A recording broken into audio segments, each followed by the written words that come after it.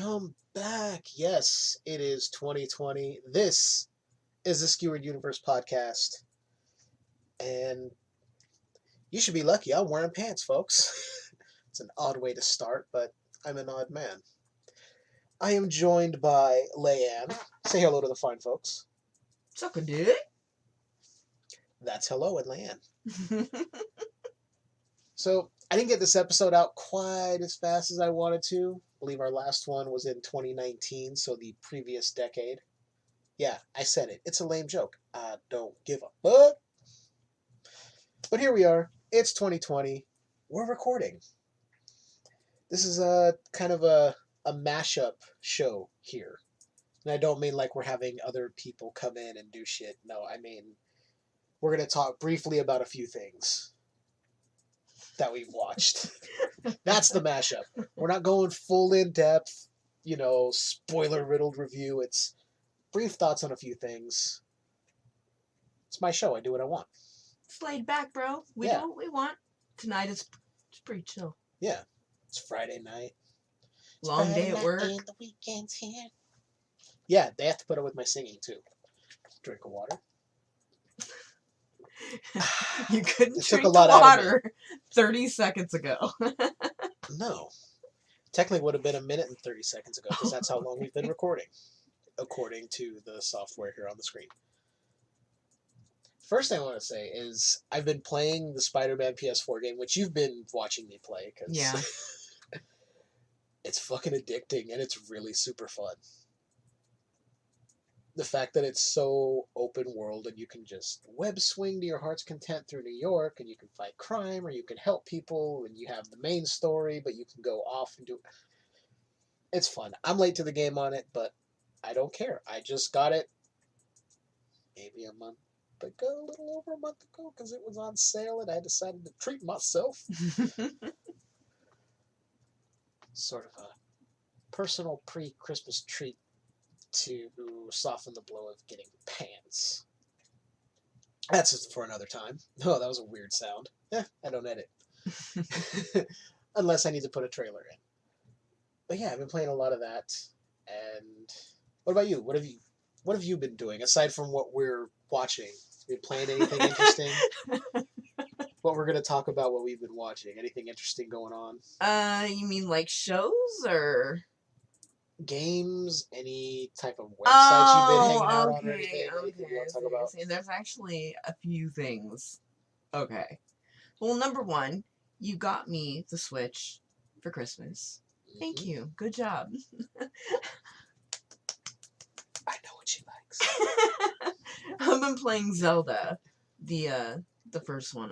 There's so many different names, I don't remember which one. It's the first one. Yeah, The Legend of Zelda. Yeah. The original that was the gold cartridge game. Yeah. The very first Zelda game on the NES, yeah. It's frustrating, but it's a lot of fun.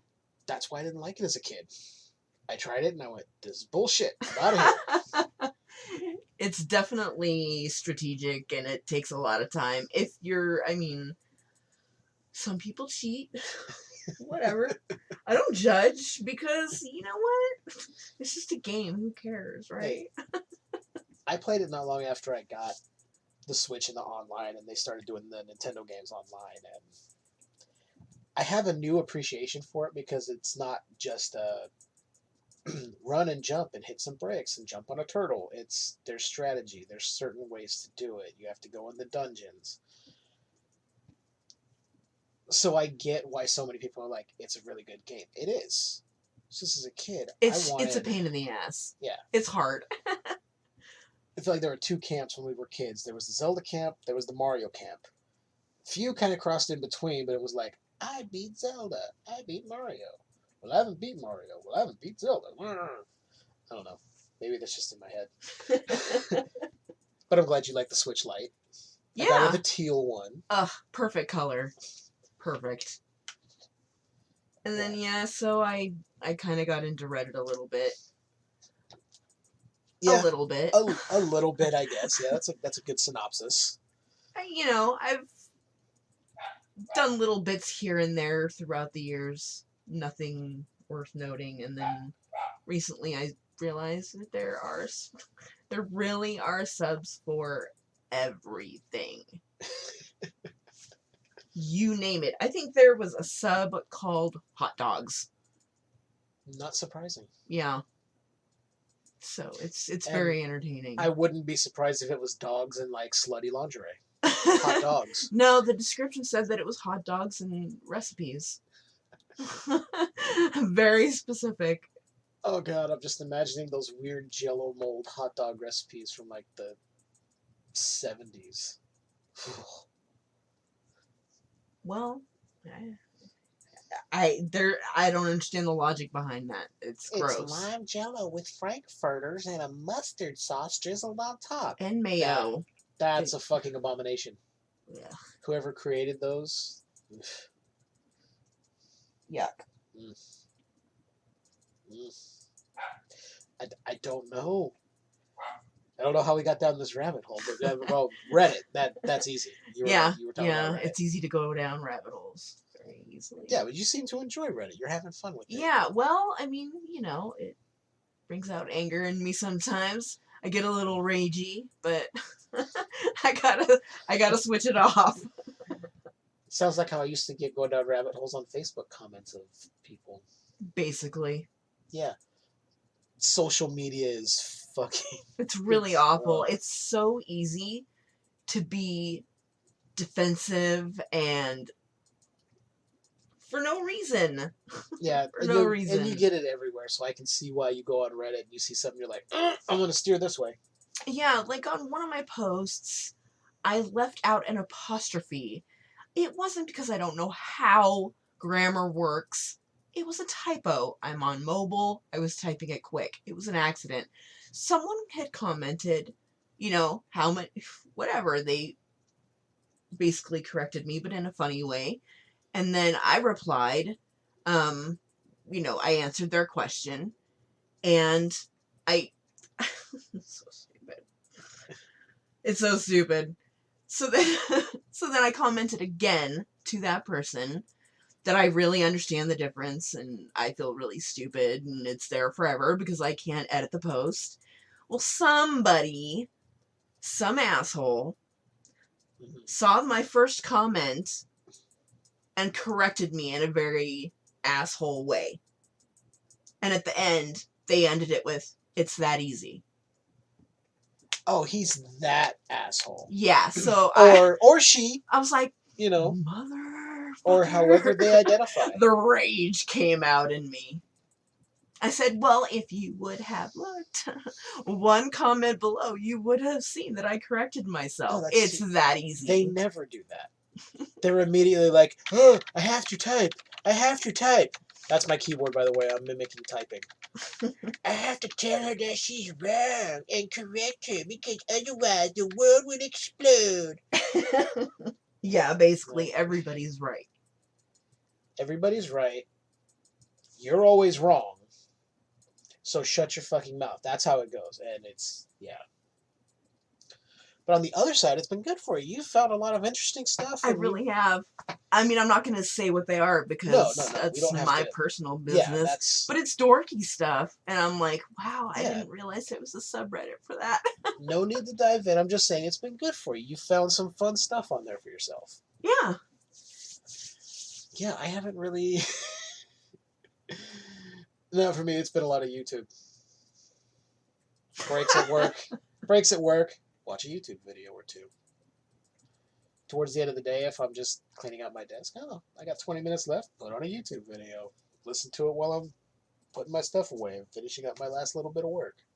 Well, you follow different channels, Oh yeah, there's too many. Lots of varieties. Probably go through and get rid of a bunch of them that I don't even watch. A bunch from like people who play games, and then you've got the Grumps. You've got Epic Mealtime, which doesn't do Epic Mealtime anymore. He just does food reviews now. They stopped doing. Really? Yeah. Because he kept saying, "This is the final episode. This is the final episode." I'm like, but is it really? And turned out he was telling the truth. He wanted to change it up. He's like, we've been doing it for so many years. I'm going to bring you reviews of stuff I like. Okay, cool. Yeah, it has to evolve eventually. Yeah. Yeah, either way, they're still making YouTube money, apparently, and money from their products. Oh, screensaver kicked on. I forgot I said it. Yeah, there's just a huge variety. And then, of course, Ninja Sex Party's YouTube channel, because apparently I'm obsessed. You're welcome. Yeah. One of the first things you showed me, I believe, when we started dating. Yeah, because I love random shit like that. Oh, it's totally random, and I love it. Yeah. You kind of are obsessed. Yeah, I have all of their albums in my Apple Music, so I listen to them. But I think that also stems from my love of Weird Al growing up. True. Like, I have their cover albums, which are really good covers of, like, 80 songs and stuff. But I also like the funnier shit. So I think that's where it kind of bridges. It's like, if you take Weird Al and you were like, let's just skew it a little bit more to sex. Yes. A little bit. Okay, I a lot. I mean, when one of the main guys' names is Danny Sexbang. Yeah. It's always gonna be sex. But yeah, YouTube it can be addicting. But I think I watch it just because sometimes it's like I don't have to think about what I'm watching. I can just be like, oh, yeah, funny. Click on next one. It's been that, and then just playing Spider-Man. Like, I think, like a couple of hours every weekend has been dedicated to Spider-Man, I think. Yeah.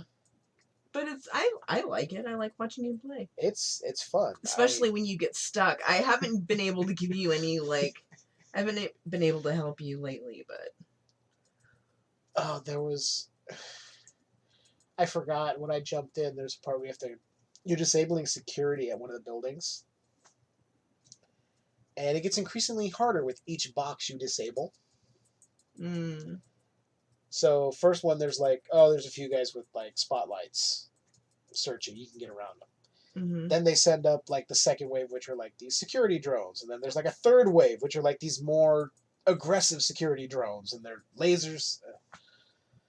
First time I tried it, I got caught on the last one. It's about halfway there. I was like, you know, fuck this, turned it off. Did it tonight, and I was like, oh, I'll just change my suit so I can see myself better. I'll be the stealth suit. It's at night. Or I was the Spider-Man noir suit. It's all black. And it's at night, and you're in the shadows. I couldn't fucking see my character, so I didn't know. I got disoriented and walked right into a light. I was like, well, yeah, I'm done. But yeah, that's it for the extra stuff that I think we've been doing. I don't think there's anything else. No. Really? No. But I do want to address, we've been, and I teased this on the Skewered Universe Facebook page, if anyone has checked that out. You need to go check it out. Check it out! I don't really post there that much unless I got a show, but every once in a while I do. I got to get better about that. I will get better about that. But back to what I was going to say, doing hand motions like they can see me. You do it all the time. Whatever. Maybe I like to talk with my hands, huh? I talk with my fucking hands. Anyway, we were discussing a while back for this year starting to implement theme months. Just to have a little fun with it. And coming up for February, we're going to have First Watch February. Now, what that is it's either going to be a movie neither of us have seen, or one that Leiann has seen and I haven't, and vice versa. So we can get someone's fresh perspective on something that they haven't seen. So I think it'll be fun. And it's not necessarily going to be sticking to the horror genre. I mean, it could be comedy, drama, fucking old Merchant Ivory films. I don't know. Fucking silent films. Who knows what it's going to be? What were some of the ones we came up with? Did you want to go through that list? I know. Funny enough. I wasn't sure if you wanted to mention the Where list. did I... We came up with some ideas. It's on my iPad. Not that. Where's the iPad? Well, like one of them was April. We would try and... Annoyance April. Yeah. We try to annoy each other with one of our picks. Yeah, if we think of a movie that we are sure the other person would absolutely hate. We have to make them watch it. That could be tough. It could be awesome. Oh, yeah. Okay, notes. Looking at stuff, not in the moment. I don't know when you do it otherwise. So, like we said, this month, January, there's no theme. We're doing whatever the fuck we want. Well, February we have down as First Watch February, which we just talked about. Then March is your birthday month, so it's Leiann's choice. You're just going to pick whatever. Yeah, and I'm not very good at planning, so I guess we'll figure out when the time comes. Yeah, we'll figure it out. We can curate the list in February and have it ready to go in March. Heck yeah. April, Annoyance April, kind of. Yeah.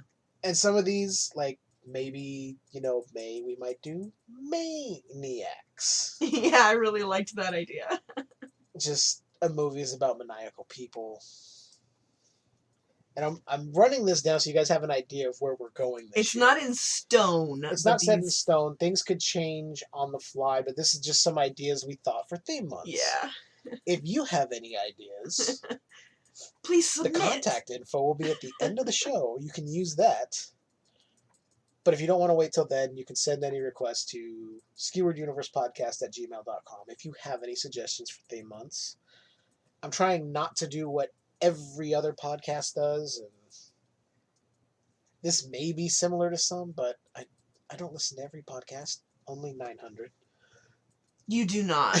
No, not 900. Oh, but, fuck. I believed you. I can tell you how many there are probably right now. Please do.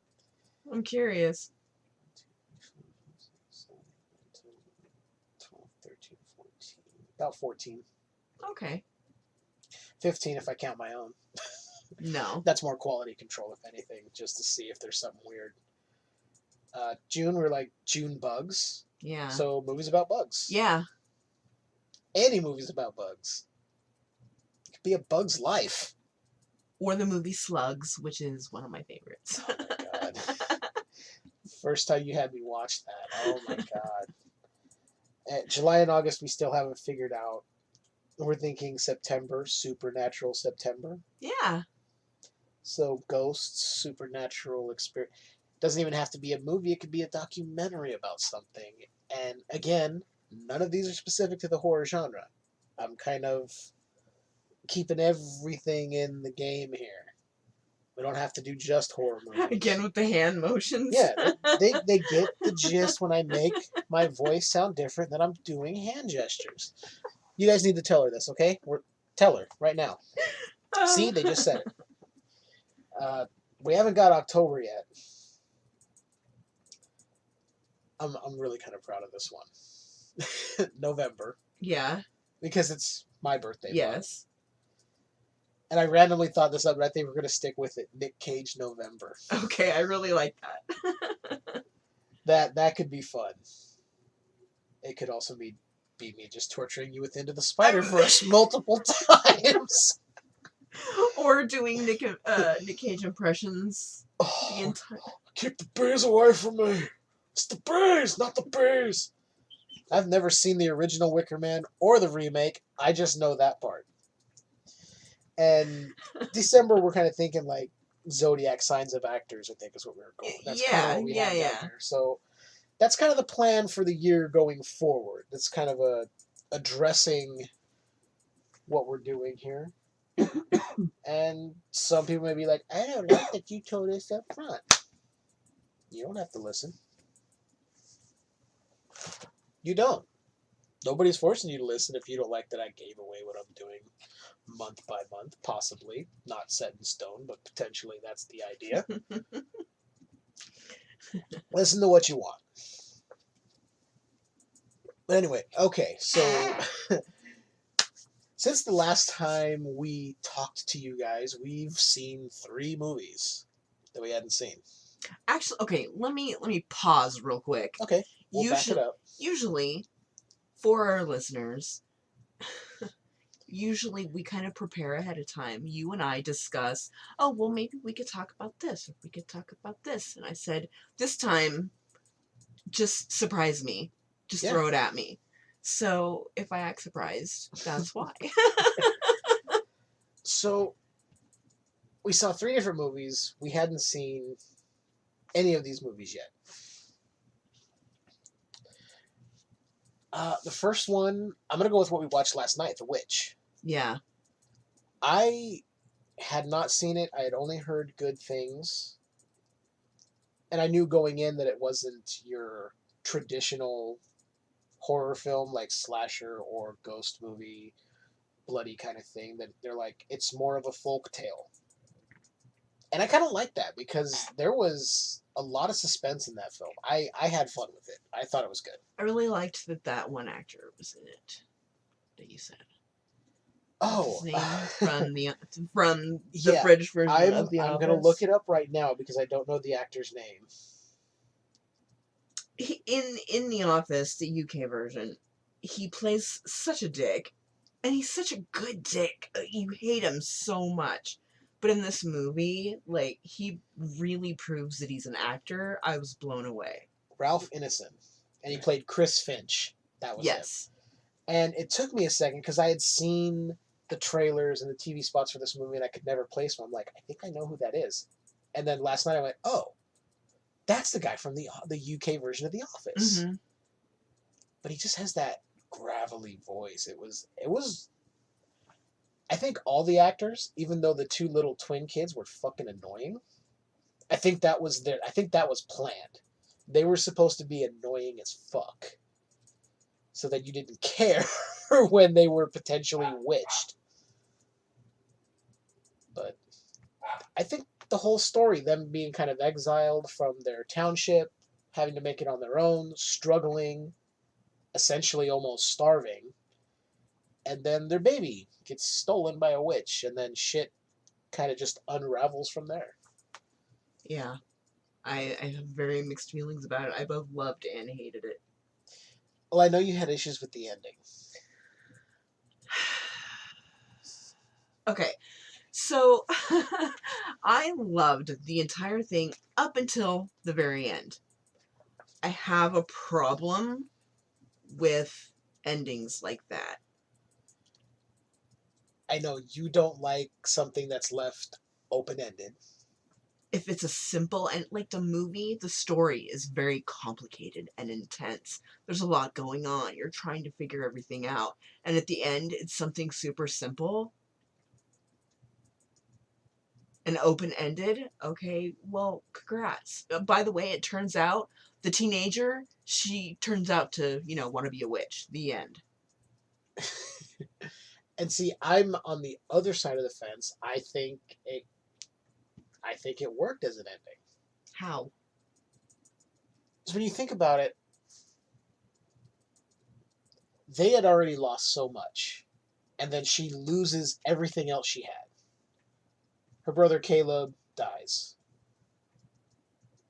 The 2 twins were taken by the witch.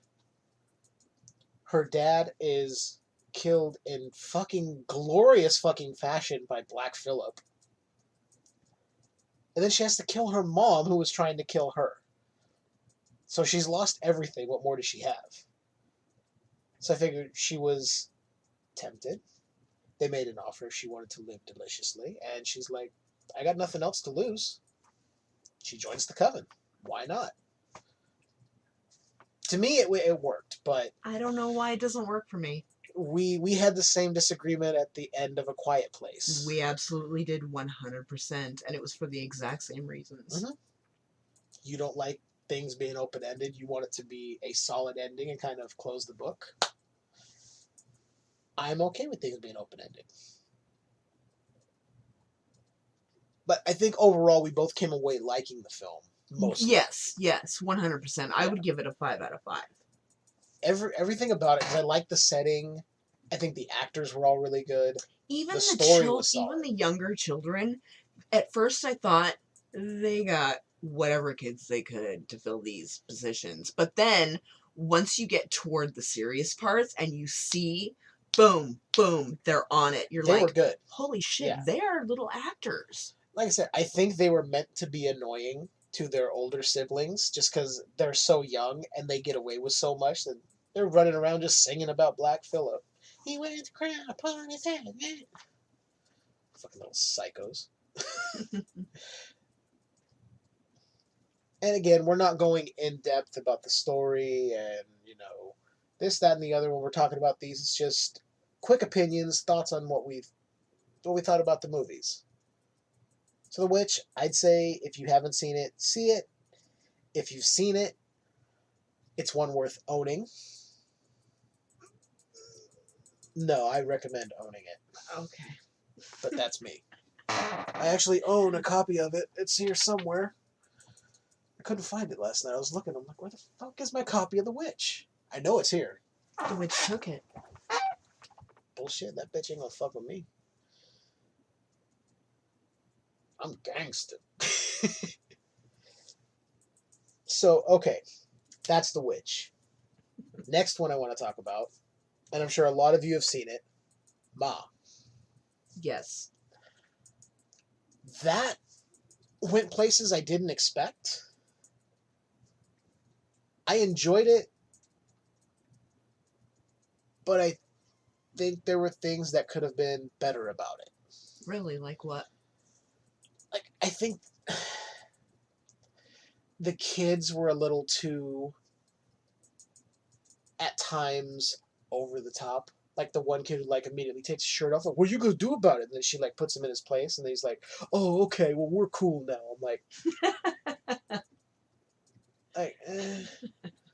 Other than that, it was little things like that. Other than that, I really liked what they did, and Octavia Spencer was the standout in that movie. She was Ma. She was great. You were gonna say something, and I cut you off. I really like that Juliette Lewis is in it. Yes. Because she's one of those actresses, well, not even just actresses, just one of those people that gives off such an awesome energy. They seem so down to earth and so much fun. And the fact that, like, she's a musician, she rocks out, I think that's also cool. And she fit the mother role, the mom role of the teenage girl so well. She was caring, but she was outgoing, and she was concerned, but she was also she wasn't fun, overly motherly. She wasn't overly protective or like. She was like the perfect mom. Yeah, she wasn't like just trying to be your best friend because I got a teenage daughter and I'm single. It wasn't, oh, you can't do anything because you're a teenager and I'm a single mom and I have to protect you with every ounce of my being and I will lock you up. It wasn't that. It was like, okay, you want to go hang out with your friends? Cool, go ahead. Although she did get into a protective Mama Lion mode and she shut shit down. Boom, immediately. Yeah. That you are not to go back to her house. You are not to have contact with my daughter. Oh. Yeah. Yes. And it was believable. That's what I liked. She was believable. And you can see she's only going to take so much that she's like, okay, I'm shutting this shit down. But Octavia Spencer as Ma, she was able to like, oh, hey, yeah, I'll get you guys the booze you want. Hey, why don't you come party at my place? I wouldn't want you out somewhere and then driving home drunk. Like you think, oh, she's concerned for him. And then shit goes completely sideways. In a revenge plot against the people who made fun of her in high school. She's been holding on to that for all those years and figured, I'll fuck with their kids to get back at them, and then... I do like that, yeah. Gives the guy an IV of dog blood. And then cuts his wrist. Yeah, like... So that he bleeds out, and then the dog blood just goes in. It's so gross! Yeah. I love it. The only thing that bothered me about the ending, and this is the very ending, the final shot of the film, the house is on fire. I think I know where you're going with this. Oh, the fire was computer animated. Yeah. If they were on a budget restraint or a time restraint, I can understand, but at the same time, like, burning a house for a good shot can't be that hard. And if you've built the house as a set, you can destroy it. You destroy it. I think that just comes from me loving practical effects. Growing up, loving, just enjoying all that practical stuff that's done for real. Mm-hmm. It's a big part of why I love old horror movies.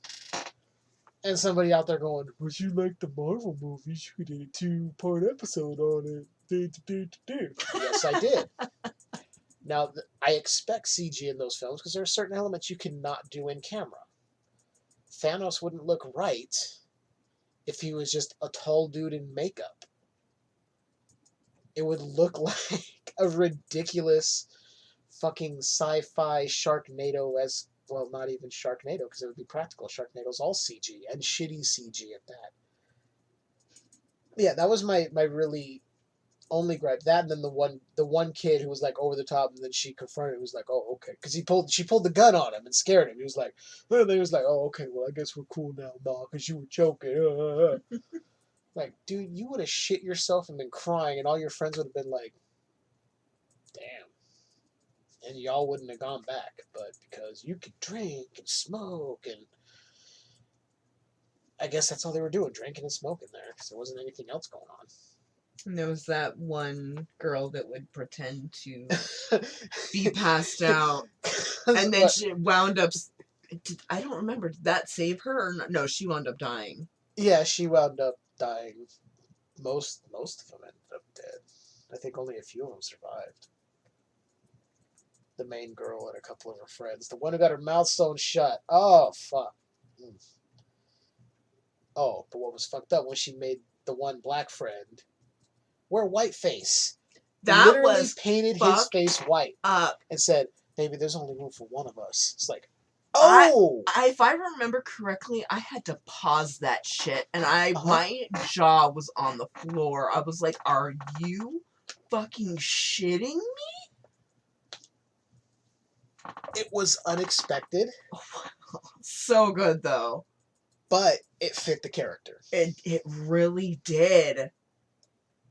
And her poor daughter. Inserting herself. Her poor daughter. Ugh.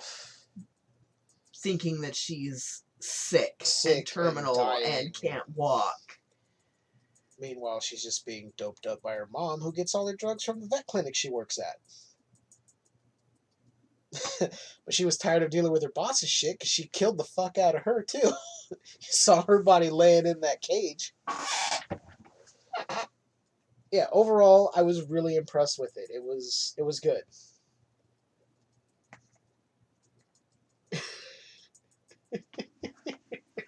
What? You can hit it on the microphone. I don't like the way it sounds. Okay. It's a vape, by the way, if you guys are wondering. It crackles. Yeah, I got mine plugged in over there to charge. Yeah, Ma, high recommend.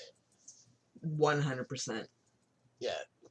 Seek it out. You can get it for rental. You can buy it if you want. We got lucky because a friend of mine on Facebook posted up a digital download code. And I snagged it about an hour after he posted it, thinking, it's probably going to be gone. And it wasn't. So we got it for free, essentially. So the next digital download code that I get when I purchase another movie, whatever that may be, I'm going to post it up for somebody else. Passing it on. Yeah. I like that. Because if I have a physical copy, I don't need the digital version.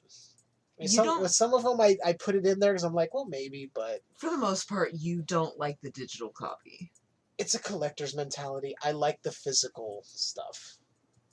And I've kind of gone away with that with video games for some reason, and I don't know why. I think it's easier. Well, there's nothing really collector item about a video game. Yeah, like I have those down there, and how often do you see them, except for GTA 5? I got the Alien Isolation game, and these sports games that I don't even play. No, sometimes you played God of War once. Yeah, God of War I have digitally now. Oh, you do? Yeah. I got that around the same time as Spider-Man because the cost of those two games was the cost of one of them when they were originally released. Oh. I think it might have even been less than than $60 for both of them. But that was my last little video game treat to myself.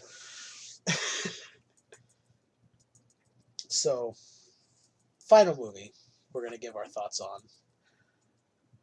The Todd Phillips directed Joaquin Phoenix vehicle, Joker.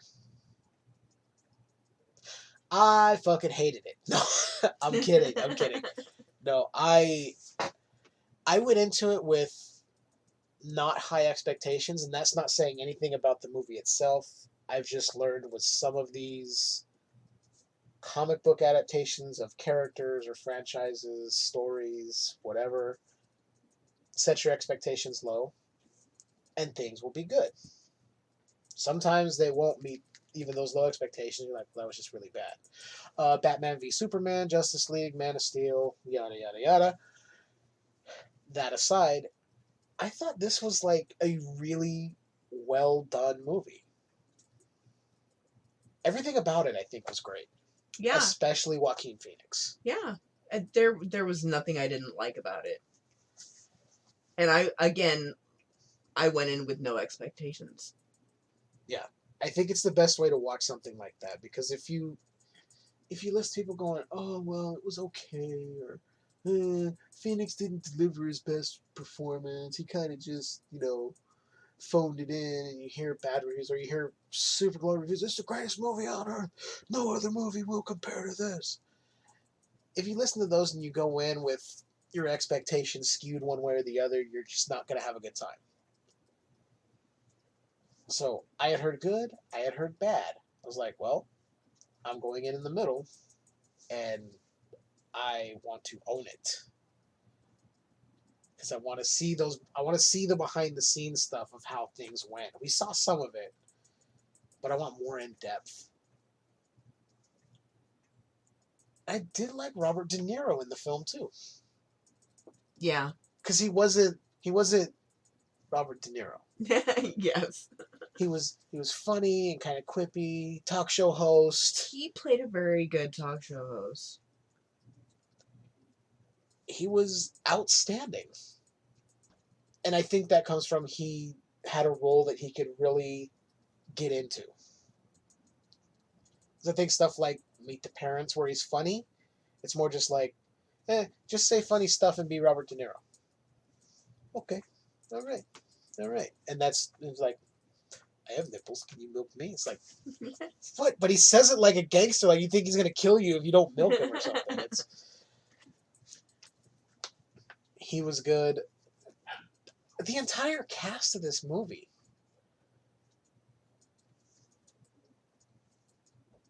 Just everything about it was... It's kind of hard to describe. It really is, because I kind of feel the same way. It's kind of hard to put into words why it's so good. I really like the adaptation of it. I mean, yeah, I've always known that with the Batman universe, whatever, there are different versions. And I'm indifferent. But with this one, it had a really different feel to it. It didn't feel like it's really hard to explain. It was set in a more realistic version of Gotham City. And more dramatic. Yeah. And I think Joaquin Phoenix, I'm a huge fan of his. I've been a fan since, a long time. And I wasn't expecting him to be as good as he was in this movie. He's, in my opinion, he has never been a better actor than he was in that role. I agree. And I think one thing I really liked about it was it wasn't, oh, here's this guy, this happens, and boom, now he's Joker. There was a slow build to him going over that edge. Like things were just happening. And then he was trying to kind of rein it in, and then he finally just went. He was trying to conform to something he wasn't. Yeah. And he wasn't in the same box that everyone else was in. And finally, he had enough and said, fuck it. I'm just gonna be a circle, you know? Yeah. And then it just wound up being glorious.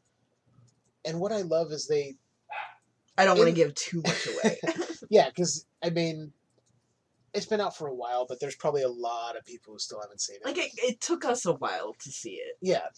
Well, I wanted to see it in the theaters, but I think I had just come back from Arizona from that long stint. I think so. But I think one of the things I like about this story, this, I don't want to say origin, because we all know the Joker never really tells his true origin. He's one who changes it every time. So this is just another version of that, the unreliable narrator recounting to you, in a sense, this is what my life was, this is what turned me to do this, and this is why I'm Joker. And that's kind of what makes me think that the Joker with the scars gave himself those scars. Oh, most definitely. Yeah. Most definitely. And it's not that he doesn't remember, but he's like, it's better if I have a story to tell him. And I've always had high praise. Like, Heath Ledger rose to the top of my list as the Joker. And I think Joaquin Phoenix has just surpassed him. Really? Yes. And I'll tell you why. Because it's two different versions of the same character done to a degree that I have not seen.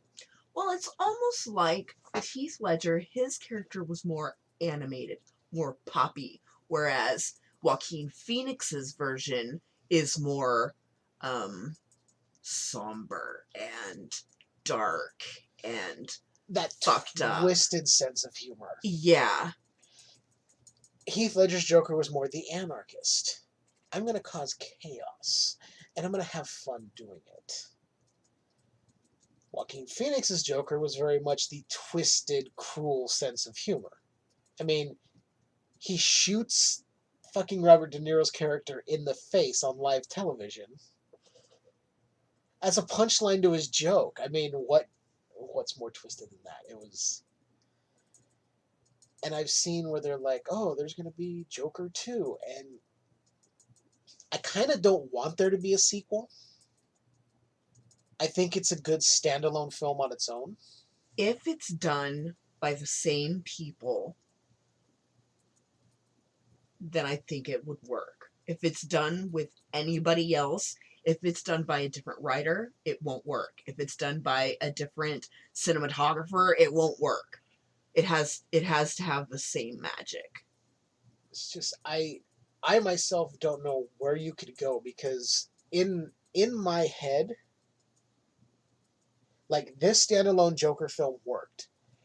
And for a long time, when I heard about it, rumored, hey, they're doing a Joker standalone film, I was like, well, and they're like, Batman's not going to be in it. I'm like, how does that work? They're almost connected at the hip. They're almost two sides of the same coin, essentially. Like, how does it work? And this movie worked without having that element in there. They never even reference Batman or anything. You know it's in Gotham. You know it's Joker. That's it. We need to talk about certain characters that they felt the need to put in. Oh, like Thomas Wayne? Alfred.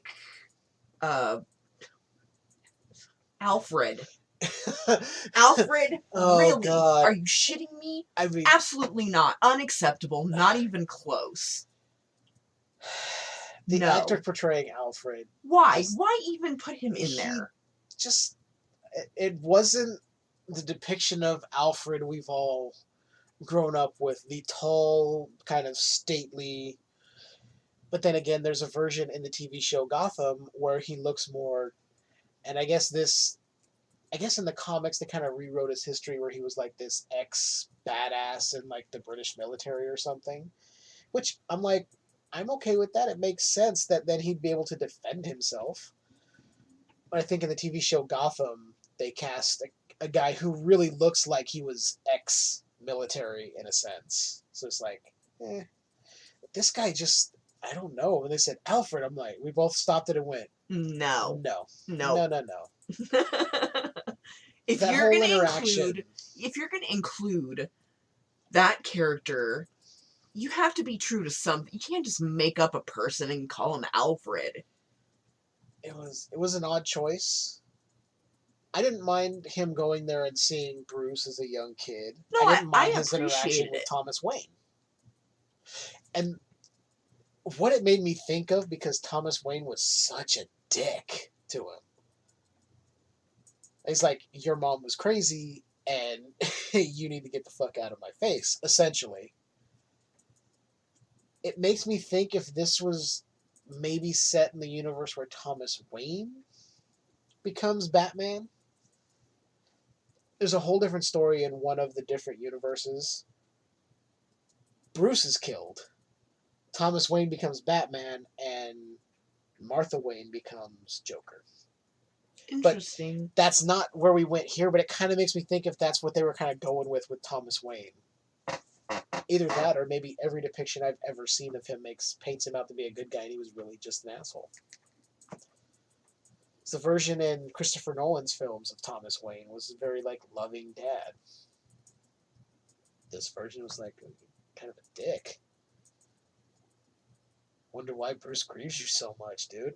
But that wasn't even... That was actually a very small part of the story when you think about it. Yeah.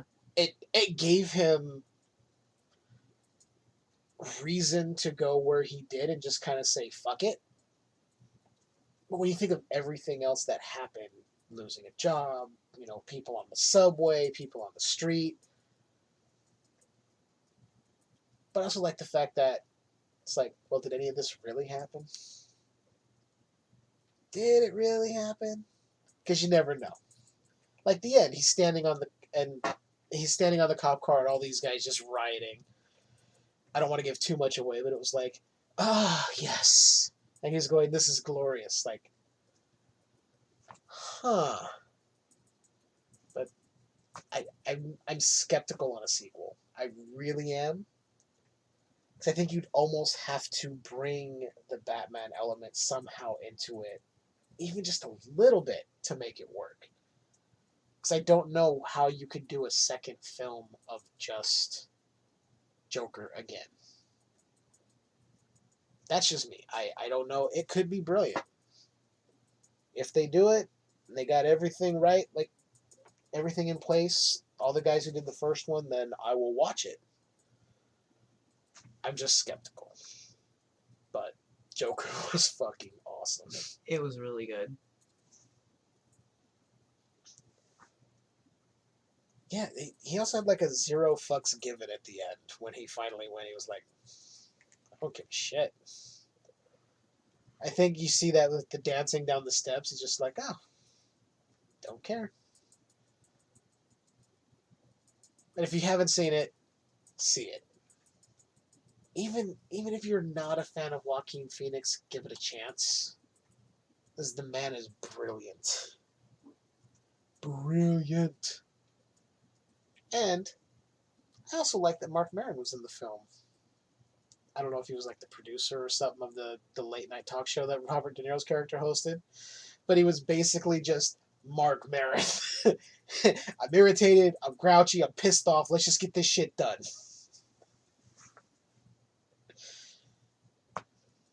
So yeah, recommend from you? Absolutely.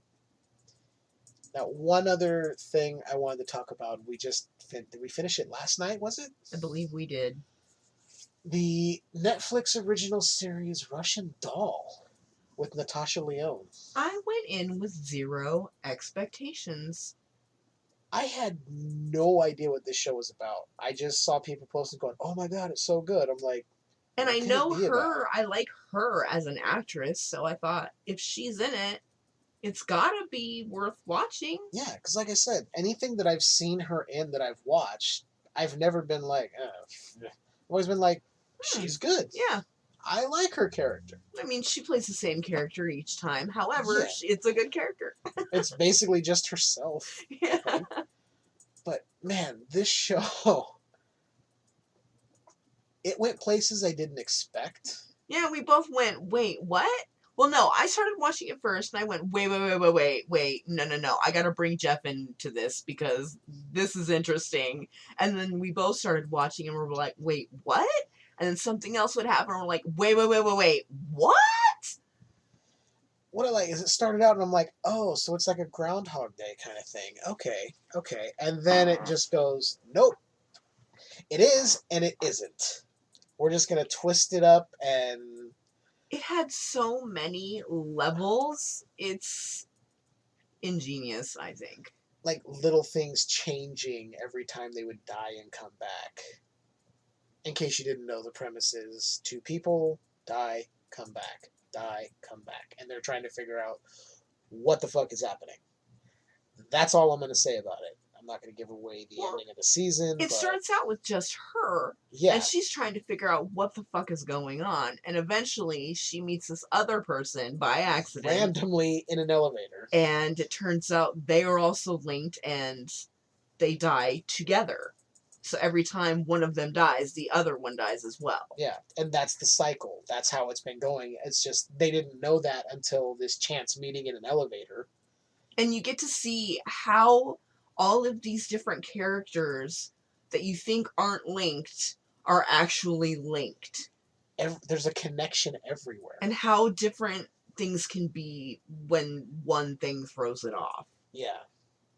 It was really well done. I was surprised because I went in not knowing what it was about. Just hearing people going, oh my God, it's so great.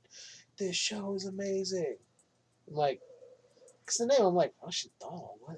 Right? And I thought, oh, is this like some like Russian mafia thing? I had no idea. Yeah, who knows? Like, who knows? And Natasha Lyonne probably has a contract with Netflix. Like, hey, we got a series. Want to be in it? Sure, why not? I'll fucking do it. I don't care. That's my Natasha Lyonne impression. Just imagine me with curly red hair going, hey, what the fuck ever. Yeah, I was surprised that I liked it as much as I did. Because going in, not knowing anything about it. And sometimes that, for me, is like, But I did the same thing with Orange is the New Black. I went in with you, you're like, well, let's go back. Mm-hmm. I knew nothing. I was like, oh, it's a prison show. But it's more than just women in prison. Yeah. So everyone thinks, oh, women in prison is like sexy time. They're going to get hosed down by the warden, and then their clothes are going to come off, and then they're going to go do stuff in their cell. There's a lot of nudity in that There's a lot of nudity, but you don't sit there and go, damn, she's got some nice titties. You're like, oh, there's that one chick with, she's showing her tits Or, again. the many times when you see women, having sex with each other in the bathroom or, That gets awkward. Yeah. Yeah. That gets awkward. Yeah. And it happens more often than... Not so much in the last season. It was more like those middle 2 seasons. There was a lot. But I think it wasn't done like gratuitously, like, hey, look, these 2 chicks are gonna fuck. It was more like, they're cooped up. They have needs. They're gonna do it. But some of it was also funny because there's that humor element to it. But yeah, that was another show I went in with 0 expectations and ended up really liking. And sometimes... Knowing not much about it. Sometimes we would let the show run, and then you would get up to go to the restroom or take care of laundry, and I would have to pause it because something weird would happen. Yeah. And I'm like, no, I can't watch this without him. Like the beginning of one of the last episodes, you missed a little bit in the beginning, but there was a part you saw where you're like, whoa, what? Hold on. Rewind. Back it up. And then I was like, whoa, wait, hold on, pause it, back it up, what the fuck? It's like trying to figure things out. Well, at one point... But it's fun to kind of do it and see things. Like the last thing that you caught was that they were passing each other. You said, wait a minute, I think they just passed each other. And I went, wait, really? And so you rewound it, and sure enough, you see them walking by each other. They walk by, and then if you catch it as they walk by, it kind of resets everything, and the two versions that are supposed to be in the same timeline, or in the same timeline again, they're not thrown into another one. It was cool because I'm like, what are they gonna do with this? Are they gonna confront the other versions? I'm like, Yeah, I really hope that it's going to eventually explain. Like, I hope maybe I need to know why this is happening and how it's happening. Well, there is a season 2, and I didn't know about that until after we watched it. It was like, hey, great news, season 2 is on the way. It's like, oh, you couldn't tell us that in the beginning. It didn't pop up till we finished the show. Hey, there's a season 2. So I think it's like one of those things like, we'll just wait and tell them afterward. I mean, you can Google it. Hey, is there going to be a season 2 of Russian Doll? But I think if you don't do that, it's kind of cool that they were like, hey, you watched the show? Guess what? There's another season coming. Get ready. It's going to be weird, but I'm going to love every second of it, I hope. Yeah. I hope. Because I hope they don't go, well, we did really good the first one. What can we do now? If it gets too... if they try to go too, like, balls to the wall, it could just totally shit the bed. This coming from the guy who really liked... what was this? Was it Happy Death Day to You? Was that the sequel? Fuck! I have to look it up now because I drew a blank. It makes sense. Happy Death Day to You. They went completely like the first one very much your slasher Groundhog Day thing, and then the second one was very much like we're gonna kind of go this funny sci-fi semi-horror way, and it worked because they were like, we're not taking this shit seriously at all. We're just throwing shit out there. So I think if Russian Doll sticks with the formula of the first season, I'm going to be happy. If they try to go too far outside of that, it could just, like I said, shit the bed. But I'm excited to see season 2. But we haven't got back into Dark Crystal or the rest of Orange is the New Black or I think it's Glow. The thing is, 3 shows we were watching. I think we fucked up, though, because we thought we're going to be smart and we're going to watch one episode of each and then what, like one episode of Dark Crystal, one episode of Orange is the New Black, one episode, and then go in that order. And after like 3/4 of the way through each season, we were I think we burned ourselves out too quick. Yeah. I think if we would have stuck with one and then went to another, which is what we've done. Yeah. So we can pick those back up. We can knock those out quick.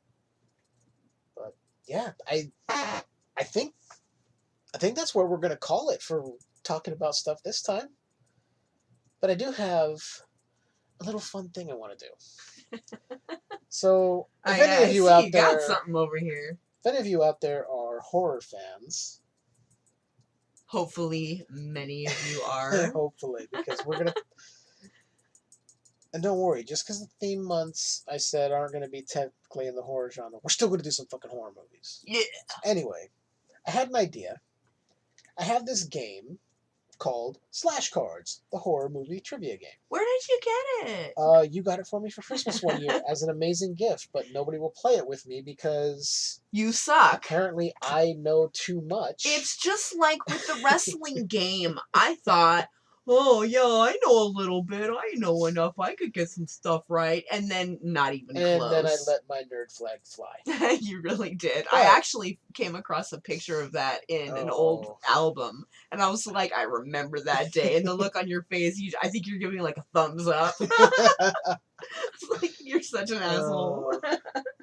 So, what I thought we could do at the end of the shows here, you could grab a few of the cards out of the box here. Okay. And then just randomly, we're going to say 5 questions. Sure. Let me look to see what we got here. You ask me. If you want the little key that tells you what each of the colored skulls means, you can use that. I figured we do 5 quick questions, see if I can answer them, and we close out the show on that. How do I look at these? I don't know how to...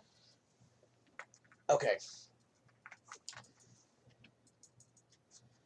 The question is on one side, the answer's... Oh, okay. Answer I A. missed the question I marks.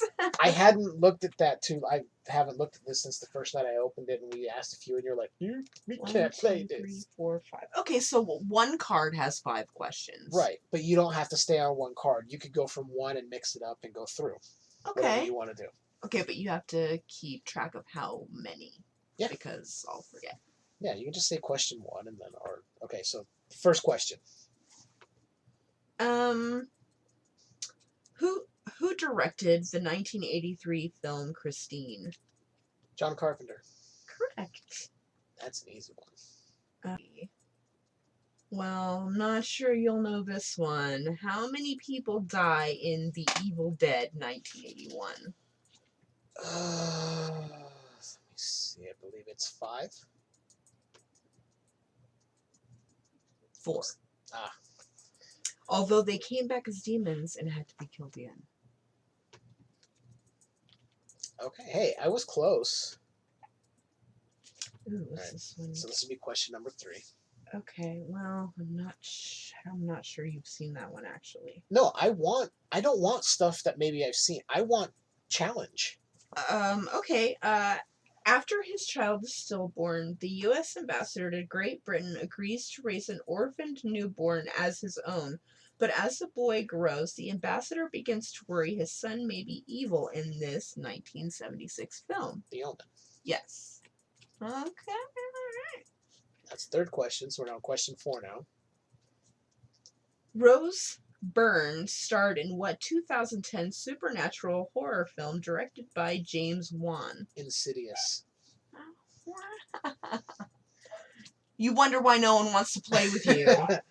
And remember, you can pick different... All those will tell you what they kind of are, too. So. Well, yeah, it shows color coordinate with the... That's why I put that there. I'm picking different colors. Okay, cool. I'm not going with the orange ones because it's naming things and instead of like an actual question. All right, so this is question 5. This is the final question of the show. Ooh. Okay. Scott Bakula played Harry D'Amour in what 1995 Clive Barker film? Lord of Illusions. You are amazing. And I have not even seen the movie. It's Scott Bakula. How could I not know what he's good at? The man was in Quantum Leap, god damn it. So yeah, that's just a little fun thing I want to do at the end of the show. Yeah, I like it. And if I have guests on, I'm going to ask them questions. Because if they're coming on here, we're discussing a horror movie. And most of them have way more knowledge than I do. So until the next time, keep on enjoying that universe that's just getting more and more.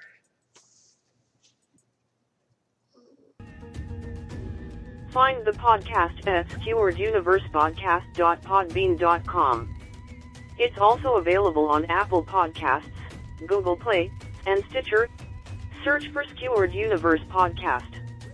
Contact the show by emailing us at skewereduniversepodcast@gmail.com or follow us on Twitter @SkeweredU, Facebook at the Skewered Universe group page, and Instagram at @Skewered_Universe. Skewered.